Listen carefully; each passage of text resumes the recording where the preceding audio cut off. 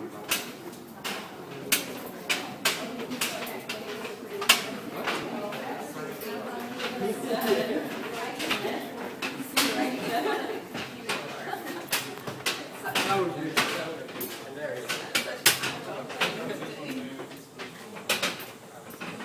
like a spaceship. Exactly. Yes, it's not really a spaceship, it's kind of a spaceship. That's a cavity. We call it a cavity. This is basically nothing else than a really, really high power battery. And this one creates an electric field. It's a plus and a negative side. And what we do is, we basically, if we want to accelerate particles, for example, antiproton, which is charged negatively, all we do is we apply electric field like this, and so here we have the positive side and here we have the negative side. So negative and positive attract each other, it moves here because this distracts it. And now if you want to accelerate it more, we have to switch the phase and push it again. And now that now we don't want to accelerate them, we want to decelerate them, but it's the same modus. So all we do is we have the antiprotons here, and now this is the negative charge, and here's the positive charge, so they move here, and they get slowed down by running into this electric field. And we do it every single time, and we have 2 of them in the AD. That's very easy. The thing is, by decelerating the antiprotons, they start shaking or oscillating. Because of course, if you slow them down, the back particles run into the front ones and they start, oh, go away, because they're charged in the same way. So that's why we have to cool them. We call it cooling, not by ice cubes, but we take out the energy. And that's very famous and it's done here, and I will explain to you in a second.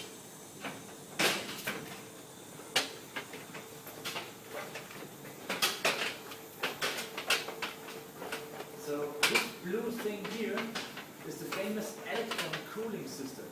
And it's very easy. What we do is we fill electrons from up here into the beam pipe so that the antiprotons going through it have to, they're running through a field of electric charge. And they are interacting with it, or they try to interact with it. And since the antiprotons have way more mass, they could kick the electrons away. So that's why we do it only for like 2 meters, and then we take the electrons out again. Why do we do that? I will try to explain that with another chip, because it's way easier to understand. The antiprotons, they have a lot of mass. So if you think of a sports guy, it's like a 100-meter sprinter, you know those guys, muscles everywhere, with huge muscles on places where you don't know you have places, so really, really fast and strong man.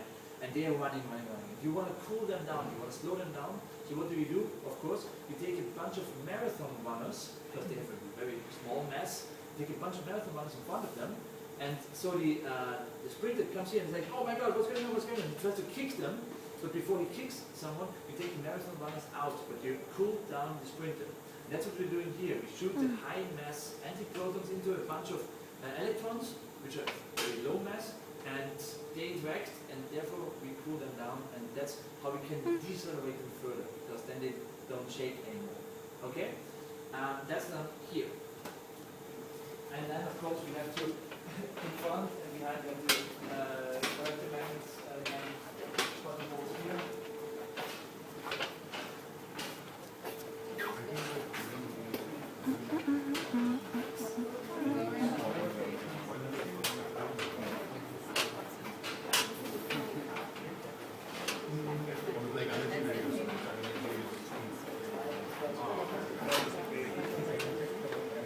Yes.